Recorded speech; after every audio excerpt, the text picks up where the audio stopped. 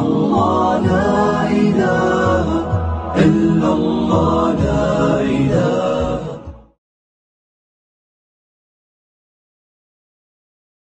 দর্শক মণ্ডলী, আজকের এই অনুষ্ঠান আমাদের সাহিত্যে রমজান ও ঈদ শীর্ষক আলোচনা এবং কবিতা পাঠ পর্ব।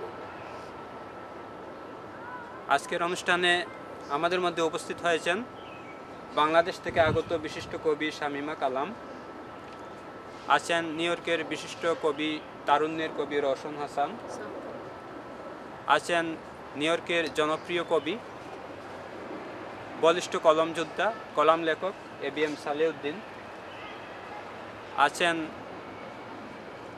বলিষ্ঠ কবিকণ্ঠ নুরুল মুস্তফা রইসি, আছেন প্রতীকী কলম যোদ্ধা কবিকণ্ঠ আহমেদ সহুল। পবিত্র মাহে রমজান আত্মসংযম, আত্মত্যাগ ও আত্মশুদ্ধি অর্জনের এক অনন্য অনুশীলনের মাস।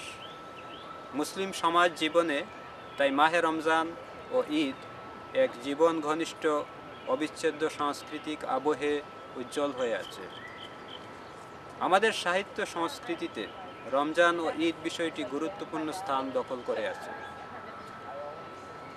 রমজান আমাদের কুপ্রবৃত্তিগুলোকে পুড়িয়ে সত্যিকার মানবিক গুণের অধিকারী করে তোলে এবং এরই মধ্য দিয়ে পরম করুণাময় সর্বশক্তিমান স্রষ্টা আল্লাহর সন্তুষ্টি অর্জনে সাহায্য করে।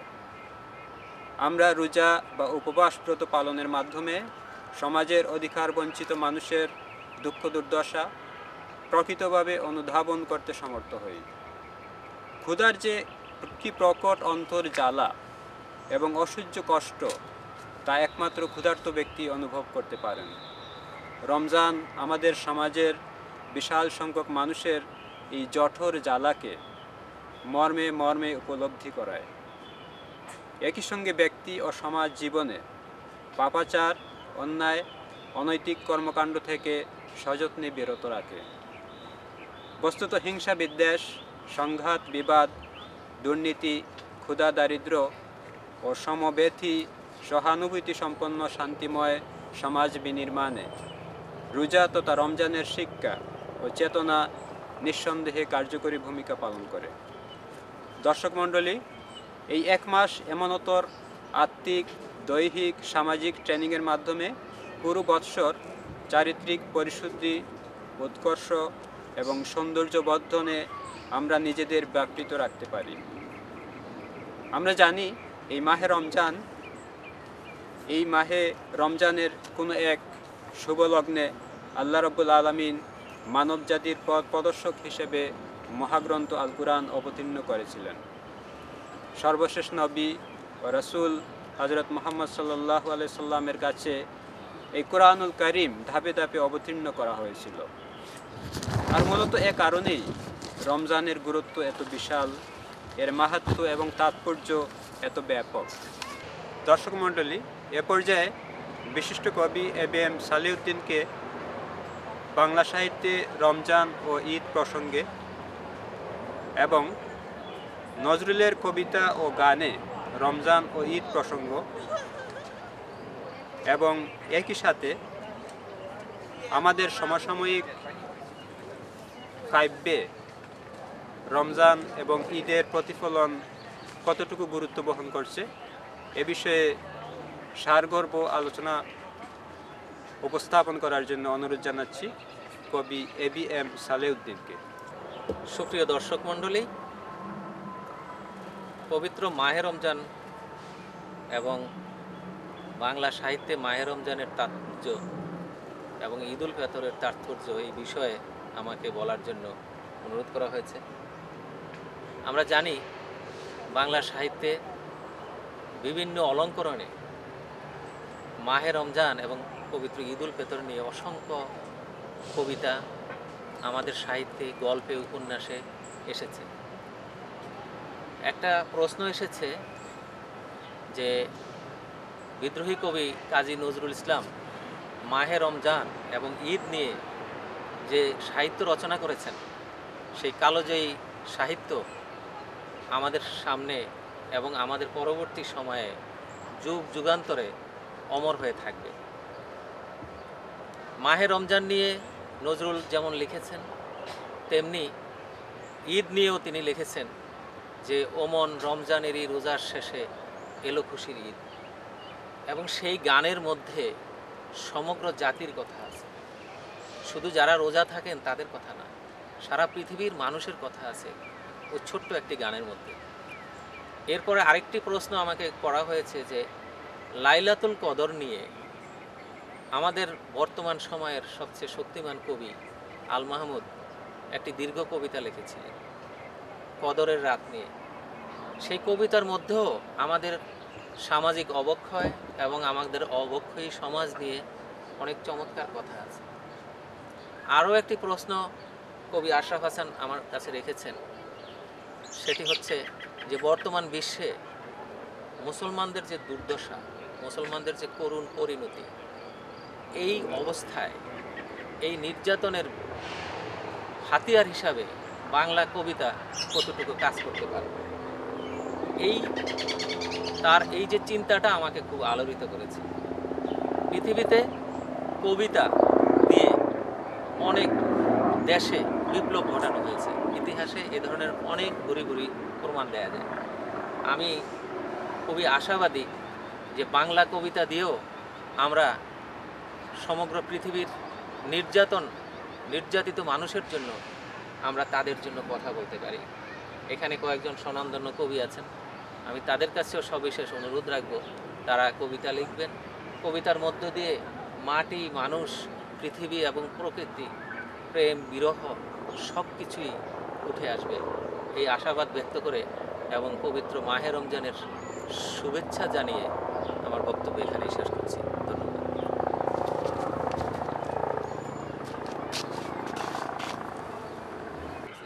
সুপ্রিয় দর্শক মণ্ডলী, আমরা এ পর্যায়ে স্বরচিত কবিতা পাঠ শুনব। পবিত্র রমজান এবং ঈদ আমাদের জীবনে ব্যাপক প্রভাব বিস্তার করে এবং একই সাথে রমজান এবং ঈদের যে তাৎপর্য, সেই তাৎপর্য কবিতায় ফুটে ওঠে শিল্পিত চিত্রপটে এবং নান্দনিক সৌন্দর্যে। এ পর্যায়ে স্বরচিত কবিতা নিয়ে আসছেন কবি আহমেদ সহুল।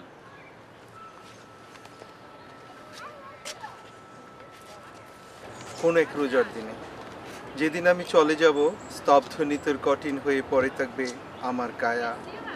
যদি পারো দেখতে এসো, হাসি মুখে বিদায় দিও। সেদিন তোমরা সবাই বলবে কথা, থান কাপড়ে থাকবো ডাকাই আমি। সেই প্রভাতে কত কথা উঠবে আমার, সব কথাই শুনবো আমি, শুধু পারবো না যুক্ত হতে। যেদিন আমি চলে যাব স্নিগ্ধ বুড়ে, কোনো এক রোজার দিনে, সব খেলা সাঙ্গ করে, সব বাদন ছিন্ন করে, কোনো এক মাটির ঘরে। যদি পারো হাসি মুখে বিদায় দিও।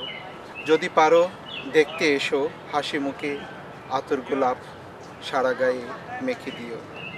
শূন্য হাতে এসেছিলাম সরব হয়ে, যাচ্ছি আবার শূন্য হাতে, বাক্ষিনী নিতর হয়ে। ক্ষমা করো হে মহিয়ান, মহামিলনের সেই উৎসবে।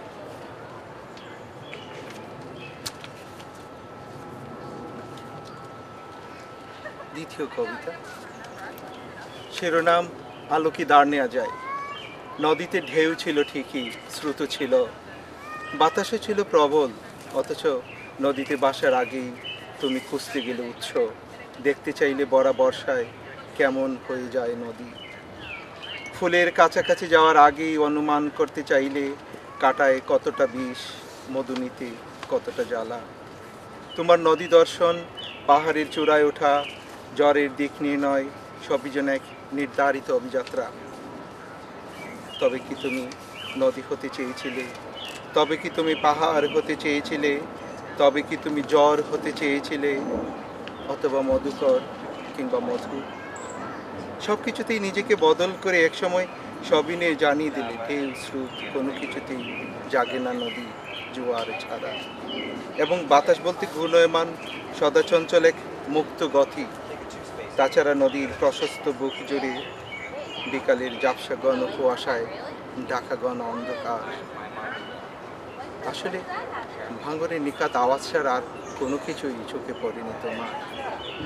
মূলত সাধু দুপার থেকেই বাড়িয়েছিল হাত জলের ভিতর।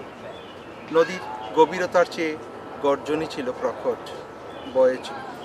বয়ে চলার চেয়ে গর্জে ওঠাই নাকি অগভীর নদীর স্বভাব।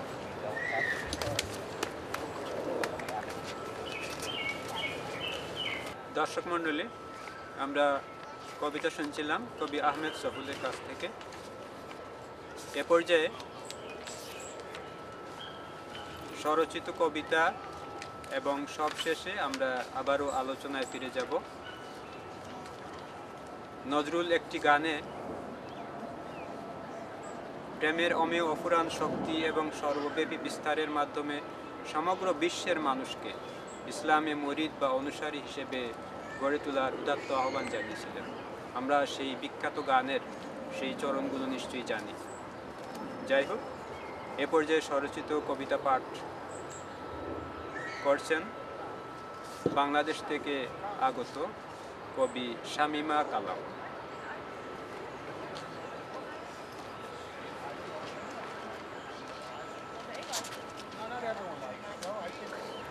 ধন্যবাদ।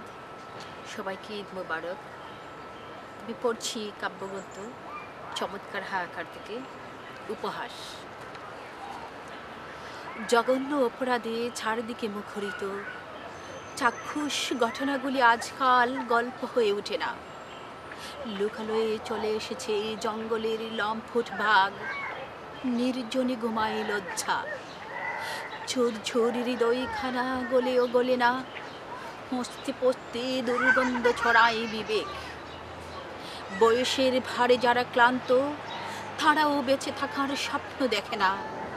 অত্যাচারীরা অত্যন্ত আধুনিক। সুখের গালিচায় নামে অহংকার, সাদা কালো চোখে ডিজিটাল ভবিষ্যৎ। নাটকীয় সাজে সেবায় পাক্কা অভিনেতারা বড়ই ব্যস্ত টিভি পত্রিকায় নিজের ছবি ও সংবাদ প্রকাশে। সময়গুলি অট্টহাসিতে উপহাস করছে দকিদের। অবাবির চুলুর আগুন নিস্তেজ হয়ে যাচ্ছে দিন দিন। সোনালি মাঠের ফসলেও অকালে কাঁদে। সময়ের চেয়ে যারা অগ্রিম হাঁটে, তারা আজ পৌঁছে গেছে চাঁদে। রাক্ষসের নখের ফাঁকে কোমল জীবনগুলি ভয়ে ভীত হয়ে আছে। শোষিত মানুষের চোখের পানি শুকুতে শুকুতে রক্তবর্ণ হয়ে গেছে। কবরে শানিত লাশগুলিও উপহাস করে দুর্বল জীবন্ত অভাবীর কঙ্কাল দেখে। বাতাসে উঠছে দামি দামি মনের স্বর্ণ বিলাসী শ্বাসের সুর। ইতিহাস ঐতিহ্য দূর থেকে চলে যায় বহুদূর। মানুষের বুকের দেওয়ের কান্না একাকিত্বরা উঠানামা করতে করতে ভাঙ্গন ধরেছে বন্দনে। পাল্টে যাচ্ছে রূপ মন ভালোবাসারা কনে কনে। আর ফরমালিনী খেতে খেতে বিশুদ্ধতা ভুলে গেছি আমরা। মিথ্যের আবরণে গা ডাকতে ডাকতে খাটেরই মৃত্যু শূল্য আনাই। বাণিজ্যিক চিন্তাগুলি অমর করবে ভেবে অমসৃণ পথে পা বাড়াই। চোখের পর্দারা নিমিষেই নতুন কারে। নিশ্চিত ধ্বংসগুলিকে সাজিয়ে রাখতে রাখতে একদিন শেষ হয়ে যাবে খেলা। ভাসতে ভাসতে অজানার বীরে জীবনের ভেলা। আমি পড়ছি দ্বিতীয় কবিতা, অপেক্ষায় থেকো ব্রুনের মতো। অপেক্ষায় থাকো ব্রুনের মতো। একদিন ঠিক সুদিন আসবে আমাদের বাংলায়, বর্ণমালার মতো উজ্জ্বল হয়ে, বিধবার সফেদ শাড়ির আঁচল হয়ে, সমুদ্রের সফেদ ঢেউ হয়ে, কৃষ্ণচূড়া পলাশের মতো লাল হয়ে। অপেক্ষায় তাকো ছাতকের মতো। একদিন ঠিক সুদিন আসবে আমাদের ঘরে ঘরে, উৎসবে আনন্দে বেসে যাবে সবাই। চাঁদ হয়ে ফুটবে উনুনে উনুনে, সূর্য ফুটবে ঠুঁটে ঠুঁটে। বৃষ্টির মতো ঝরে যাবে সব কষ্ট। অপেক্ষায় থাকো কালিদাসের মতো। ঠিক সুদিন আসবে আমাদের ঘরে, রাক্ষসের পেট পিষ্ট শোষণে জলে পুড়ে রক্ত আগুনে বিদ্রোহ হাওয়া শেষ হবে সচল যন্ত্রণার ধারাবাহিকতা। মানুষগুলি মানুষ হবে শীঘ্রই, অপেক্ষায় দেখো ব্রুনের মতো।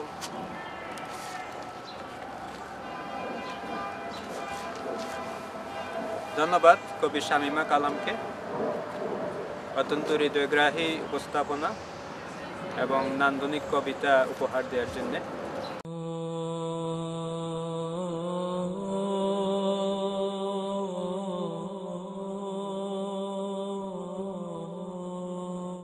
অমন রমজানের ওই রোজার শেষে এলো খুশির ঈদ, আপনারে তুই বিলিয়ে দেশুন আসমানি তাগিদ। চলমান বিশ্বে দেশে দেশে মুসলিম নির্যাতন ও নিষ্ঠুরতার করুণ চিত্রপটে প্রেমসিক্ত ও শান্তিময় সমাজ বিনির্মাণে কাব্য আন্দোলন হতে পারে এক বলিষ্ঠ পথ নির্দেশনা। সুধীমণ্ডলী, আমরা এ পর্যায়ে স্বরচিত কবিতা পাঠ শুনব বিশিষ্ট কবি নুরুল মুস্তফা রইসির কণ্ঠে।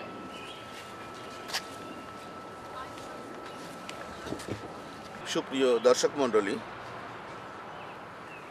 পবিত্র মাহে রমাদান এবং ঈদ উল ফিতরের অগ্রিম শুভেচ্ছা জানাচ্ছি। আমি আবৃত্তি করছি স্বরচিত কবিতা। আমার প্রথম কবিতার নাম আহলান রামাদান। হিরণময় রশ্মিতে দীপ্তিমান সমগ্র পৃথিবী, বসেছে পুণ্যের মেলা, বসেছে রহমত, রুহানিয়াত আর স্বর্গীয় নূরের প্রদর্শনী। চারদিকে কল্যাণের আবাহন, আহলান রামাদান, আহলান রামাদান। এনেছ তুমি সৌভাগ্যের সম্মানিত রজনী, এনেছ চিরন্তন মুক্তি কল্যাণের বাণী, এনেছ রাহমাত, এনেছ মাগফিরাত, এনেছ নাজাত, এনেছ আত্মপরিচয়ের দর্পণ, এনেছ স্বর্গতরণ আর রাইয়ান। আহলান রামাদান, আহলান রামাদান, আহলান রামাদান। আমার দ্বিতীয় কবিতা আসিয়াম। চাঁদ উঠেছে, চাঁদ উঠেছে, আসিয়ামের চাঁদ, ষড়রিপুর শয়তানেরে শক্ত করে বাঁধ। সংযমের এই মাসটা জুড়ে শুদ্ধ করি মন, তওবা করি সঠিক চলি, অসত্যে দেই রণ। লোভ লালসা হিংসা গরব জ্বালিয়ে করি ছাই, রোজার শেষে ইফতারেতে বেহেশতি স্বাদ পাই। রমাদানের এই মাসেতে নাজিল যে কুরআন, করতে বিলীন জাহেলিয়াত অন্ধকারের গান।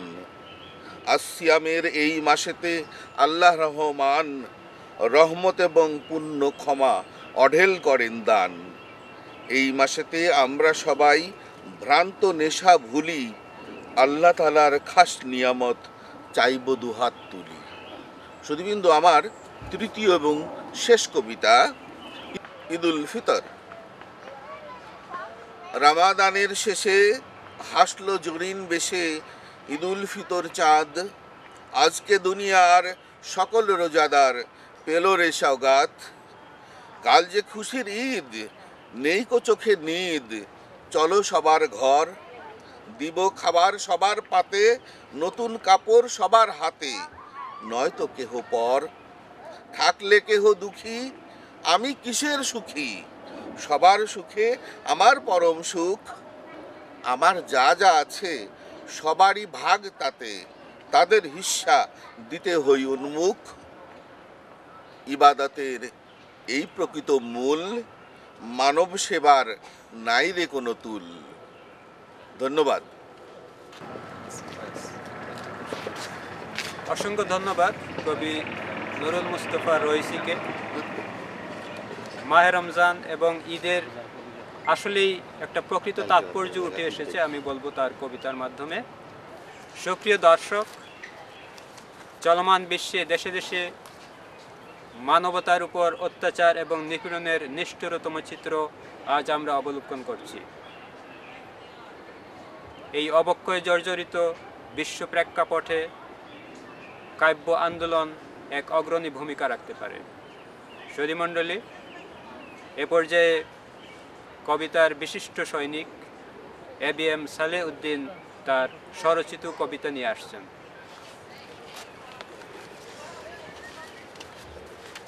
সুপ্রিয় দর্শক শ্রোতা, গত বছর পবিত্র রমজান মাসে ইসরায়েলি আগ্রাসনে ফিলিস্তিনে শত শত শিশু এবং নারী আপনারা জানেন অকালে ঝরে গিয়েছিল। সেই শিশুদের উদ্দেশ্যে আমার প্রথম কবিতা তবুও বয়ে যায়। প্রশান্ত বিকালের স্নিগ্ধ শোভা, রক্ত লাল হরিদ্রাব আর নীল আকাশের নিচে মমতার ঝিরে শান্ত কুসুম স্মৃতির ভিড়ে এখনো বয়ে যায় বসন্ত বাতাস। কুয়াশা স্নাত শিশিরের সাথে লেপ্টে থাকে মায়ের সোহাগ, সুনীল আকাশে মমতার রং ছড়ায়। কত দুঃখ আর বেদনা ঝরা রক্তস্রোতের এই ফিলিস্তিন, তবুও বয়ে যায় সেটায় স্বাধীনতার ফল্গুধারা। এখনো বুঝতে পারি এই রক্তাক্ত দেশটি একদিন স্বাধীন ছিল, যার ললাট জুড়ে বয়ে যেত সোনামাখা রোদের ঝিলিক। জ্যোৎস্নামাখা তারার রাতে রূপলি চাঁদ খেলা করত সাগর ছোঁয়া নদীর জলে। অপরূপ শোভায় মন মাতানো হাওয়া ছিল, প্রেম নির্যাস মায়া ছিল। আঙ্গুর বেদানা খুরমা খেজুর আপেল কেয়ারি পুষ্পরাজের গন্ধ ভরা দেশ। ঝর্ণা ধারার মতো জলভূমির তীরে শান্ত হতো ক্লান্ত পথিক। কাননে কাননে শিশু ও কিশোর মেলা, নারী ও নদীর কোলাহল মুখর এই সোনাজরা ফিলিস্তিন। পীর পয়গাম্বর আর সোলাইমানের তক্ত কতবার নেমে আসতো এই মাটিতে। আল আকসা, জেরুজালেম, গাজা, সানাইয়া, রামাল্লা আর বেতেলহেমের সবখানেই বয়ে যেত মিষ্টি বাতাস। নক্ষত্ররা নেমে আসতো এই রোজার মাসের নিবিড় রাতে। নবীদের সোহবতে আরও ছিল অগণিত ফেরেশতাকুল। পৃথিবীর নিয়ন্তা সেজে ধ্বংসকামী দুষ্ট চক্রের আগ্রাসরে নিচ্ছিন্ন ফেরা প্রায় সেই সোনাজরা দেশ। মুহুর্মুহ গুলি আর কামান গোলায় ওরা এখন সবল মারে ফিলিস্তিনের অবরুদ্ধ ভূমিতে, যেখানে সেখানে নারী, শিশু ও অসহায়ের লাশের উপর বয়ে চলে রক্তের হোলি খেলা, যেমন বয়ে চলে আমার প্রিয় বাংলাদেশে। আমার দ্বিতীয় কবিতা, এটিও বলতে পারেন আক্ষেপের কবিতা। এটি গত বছর আমাদের কিভাবে গেল সারা পৃথিবী জুড়ে এবং আমাদের প্রিয় দেশে, সেটির উপরে লেখা। বছরের পর্চা, দুঃখ কষ্ট আর বেদনার নিগর থেকে মুক্ত হয়নি, তবু বিষাদের তারা খেয়ে পড়ে আছি অরণ্য গুহায়। কি পেলাম না মিলিয়ে দেখিনি কবু, শুধু চোখে ভাসে রক্ত মাখা জামা কাপড়। মেঝেতে উঠোনে এমনকি গাছের পাতায় লেগে আছে রক্তের দাগ। শয়নে স্বপনে একরাশ ভৌতিক আধার, চারিদিকে ধ্বংসপ্রাপ্ত বিষাদের ঘর বাড়ি। রাত পোহানোর আগেই আর্তচিৎকার। ওদিকে রানা প্লাজার ধ্বংস স্তূপ থেকে এখনো ডাক আসে, আমি জীবিত, বাঁচান, আমাকে বাঁচান। আরও শোনা যায় রাজন ও রাকিবের কান্নার রোল। দূর আকাশের কোথাও পড়ে থাকে ধর্ষিতার লাশ, পড়ে থাকে অবাগী মায়ের সোহাগী তনুর রক্তাক্ত দেহ। ফেলনির মতো কত লাশ পড়ে থাকে কাঁটাতারের আশেপাশে। শোকের সাগরে হাবুডুবু খায় মায়ের বিলাপ। আকাশের দিকে দুহাত তুলে বাবার আর্তনাদ, আর অন্যদিকে বয়ে চলে নিষ্ঠুরতা। বিশ্বজুড়ে চারিদিকে বর্বতার নিয়ত কর্চা। কিভাবে মেতে থাকে রক্ত চোষার কালো হাসি। ওরা গুম করে, ওরা হত্যা করে, ওরা নিরীহ মানুষের উপর গুলি চালায়। আবার দেখি ক্ষমতার আশায় সহিংস রাজনীতির মরণ খেলায় সাধারণ মানুষের জীবনপাত। একদিকে স্বজন হারার আর্তনাদ, অন্যদিকে ক্ষমতাসীনের বেহায়া উল্লাস। একদিকে শান্তি ও মুক্তি স্বাধীনতার সংগ্রাম, অন্যদিকে স্বৈরতন্ত্রের নিষ্ঠুর পাশবিকতা। বিনা ভোটের মন্ত্রী আর সাংসদের গুলিতে বেঁচে যাওয়া শিশুর মতো আবার কেউ কেউ বেঁচে যায় অলৌকিকভাবে। ক্ষমতা আর ক্ষমতার লোভেই চলে পচা রাজনীতির সেলুকাস। সুশীল বলতে কিছু নেই বাকি এখন, সর্বত্র শুধু ভোগের বিলাস। কারো প্রতি দয়া নেই, মায়া নেই, সর্বত্র চেয়ে আছে বর্বরতা। উঠে গেছে হৃদয়ের মমতা, দূরের আর কাছের মানুষ সবার মাঝেই এখন বিষাদের ছায়া। জীবনের জন্য নয়, কেবল মরণের দিকেই ধেয়ে যাওয়া। ধন্যবাদ।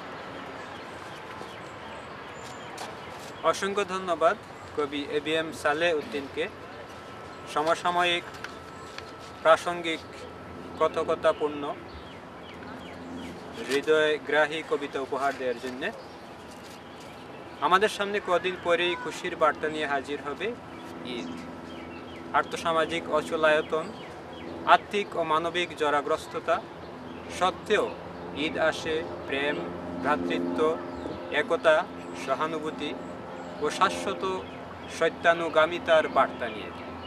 রমজানের ত্যাগময় অনুশীলনের পর স্রষ্টার নির্দেশ পালনের আনন্দ ভাগাভাগি করে নেই একে অন্যের সঙ্গে। প্রিয় দর্শক মণ্ডলী, এ পর্যায়ে তারুণ্যের কবি রওশন হাসান তার স্বরচিত কবিতা পাঠ করছে। আসসালামু আলাইকুম। মাহে রমজান এবং আসন্ন ঈদের শুভেচ্ছা জানাচ্ছি। আজ আমরা কয়েকজন কবি উপস্থিত হয়েছি ম্যানহাটনে অবস্থিত সেন্ট্রাল পার্কে। খুবই অনুকূল পরিবেশ, রোদোজ্জ্বল দিন, প্রজাপতি উড়ন্ত, পাখি দেখতে পাচ্ছি, ফুলের সমারোহে। কবিতা পাঠ করতে খুব ভালো লাগছে, আপনারাও নিশ্চয়ই উপভোগ করছেন। আমি আমার দুটি স্বরচিত কবিতা পাঠ করছি। আত্মশুদ্ধির নিয়ামতে। লালচে আকাশে অবশেষে দিনের যবনিকা, স্রষ্টার কাছে অবনত সব। বৃষ্টি শীতলতায় এলো নেমে সন্ধ্যা, রোজা ভঙ্গের সময়ে শুনি আকুলিত আজানের মধুর ধ্বনি। দূর থেকে দূরে আমি পরবাসী, আমার আজ ইমানের দৃঢ়তার এক নিয়ামত। অভুক্ততায় সংযমনে এক বিধানে সমর্পিত রূহ ও দেহ। করি সর্বশক্তিমানের গুণগান, কালেমা ও নামাজে আত্মশুদ্ধিতে স্রষ্টা পরায়ণ। ধন্যবাদ। আমার দ্বিতীয় কবিতাটা পড়ছি। কবিতাটির নাম আমি ও বিহঙ্গ, সমান্তরাল জীবন। ফেরারি পাখির ঝাঁক সাঝের মায়ায় উড়ে, ঘরে ফেরার আমেজে চঞ্চল। পাখিদের পথযাত্রী হয়ে আজ গধূলিতে, পালকে লিখি বিস্তীর্ণ আকাশের কথা। আমি চেয়ে চেয়ে দেখি দূর সীমানায়, ঘরে ফেরার তাগিদ করি না অনুভব। পাখিদের চোখে দেখি ওড়ার আকাঙ্ক্ষা। আমাদের ভ্রমণের মানচিত্র সুবিন্যস্ত হয় ক্রমশ ক্রমশ। মুক্ত আকাশের কাছে রাখি যত বিশ্বাস, মাঝে মাঝে হাওয়ার পিছু টানে পশ্চাদে আমি পড়ে রই। তবুও পথ চলা আর্দ্র ও রৌদ্রময় পথে। ভয় শুধু শিকারীর কাছে অথবা ঝড় বাতাসে, পাখিরা জড়সড় প্রাণীকুল ও প্রকৃতির কাছে। ডানাহীন আমিও পাই না সে আশ্বাস। আরও কত আশঙ্কায় রঙের পৃথিবীতে নয় শুধু বেঁচে থাকার সংশয়। মন ভাঙা একাকিত্ব, শোক, যন্ত্রণা বর্ষার ফলার মতো বিধে বুকে। নশ্বর জীবনের অন্তপুরে পাখিরা যেমন পড়ে ঝটিকা দুর্যোগ ও শিকারীর কবলে। কত পাখি হারায় প্রাণ চোখের আড়ালে, ধনুকের বিষে ডানা ঝাপটায় মুখ থুবড়ে রক্তাক্ত দেহে হয় ভূপতিত। ভেজা পাখির ভেজা ডানায় ক্ষণিক স্থগিত উড়বার বাসনা। যতক্ষণ না থামে বৃষ্টি ঝড়, অস্থির অপেক্ষায় ছটফট ছোট্ট প্রাণ লুকায় পাতার আড়ালে অথবা খড়ের নিড়ে। পাখির স্বপ্ন ভাঙে আকাশে উড়বার সাথে, তবুও চায় না বন্দি হতে পিঞ্জরে, চায় না পোষ মানতে। যদিও তারা নির্হীন আশ্রয়হীন, চায় স্বাধীনতার আকাশে উঠতে। রঙিন রংধনুর কাছাকাছি অথবা উন্মুক্ত সরোবরে। আকাশ হারা পাখিদের শুধু মন হারা দুঃখ।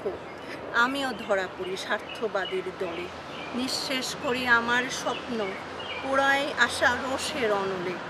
আহত পাখির মতো উড়বার প্রত্যাশায়। ভালো থাকবেন সবাই।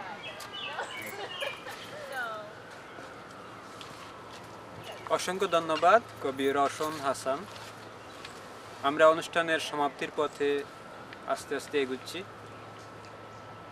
এ পর্যায়ে আমি আমার স্বরচিত দুটো কবিতা পাঠ করব। প্রথম কবিতা, মানবাত্মা সার্জারি হয়। আর কত নির্মোহ থাকা যায়, আর কত নির্মোহ থাকা যায়, হৃদ পোড়া ঘষেটি প্রণয়। সিরাজের ঘর ফুড়ে ওঠে খাড়া, যুগ অপ্রতি অন্তরে। কানে কানে কান ফাটা চিৎকারে, ফেসাদের বীজ রোজ বনে। রাত হলে সেই নাগ সাপে, প্রণাম প্রণাম যেন খেলে। প্রভাত আলোর ক্যানভাসে, মদমত্ত মুখের ত্রাস ফুটে। আর কত সহিষ্ণুর সীমা, পাথরে পানির জল প্রেমে। পাথরে পানির প্রেম জলে, গসেটির শ্যান বুকে। বদ্বীপের জলগুলো উপুর হলে, রক্তের পিপাসা না মিটে। আর কত শিল্প আঁকা যায়, কলমের নেবে ওঠে ভূত, কলমের নিবে ওঠে ভূত। মানবাত্মা সার্জারি হয়ে, পাবনার পাগলা গারদে। কেবলই মৃত্যুর হিম প্রতীক্ষায়। আমার দ্বিতীয় এবং শেষ কবিতা, ধূমকেতু ও দুঃস্বপ্ন। দুঃস্বপ্নের এ আকাশে আবার, ধূমকেতু কেন আসে না। জালেম শাহির খড়গ কৃপানে, দ্রোহের ছবি ফের ভাসে না। সকল বীরের নুয়ে গেছে শির, মহাবীর তো কেউ আসে না। সকল বীরের নুয়ে গেছে শির, মহাবীর তো কেউ পাশে না। অগ্নিবীণার তারে তারে কেউ, সুরের দহনে হাসে না। বিদ্রোহী কবি নেই বলে কি, বাঁশরিতে প্রাণ জাগে না। কারার কপাট জিঞ্জির ভেঙে সে, প্রভাত রঙে দিন রাঙে না। সুধীমণ্ডলী, মাহে রমজান আত্মিক ও দৈহিক পরিশুদ্ধিতে, মনুষ্যত্ববোধে আমাদেরকে পুনরুজ্জীবিত করে। আল্লাহ রব্বুল আলামিনের আদেশ পালন এবং তার সঙ্গে শাশ্বত প্রেম বন্ধনে দেদীপ্যমান করে তোলে প্রতিটি সত্যান্বেষী মানবকে। সুপ্রিয় দর্শক, আমরা অনুষ্ঠানের সমাপ্তির পথে এই রমজানের সুস্নিগ্ধ বিকেলে এবং এই পাতাবাহার এবং ফুলের সমারোহে আমরা এই অনুষ্ঠান আপনাদেরকে উপহার দিয়েছি। জানি না কতটুকু ভালো লাগবে। আগামীতে হয়তো আবারও কোনো অনুষ্ঠানে দেখা হবে, সেই প্রত্যাশায় আমরা সবাইকে আগাম ঈদ মুবারকবাদ জানিয়ে এখানে অনুষ্ঠানের সমাপ্তি ঘোষণা করছি। আল্লাহ হাফেজ। ধন্যবাদ সবাইকে। إلا الله لا إله إلا الله لا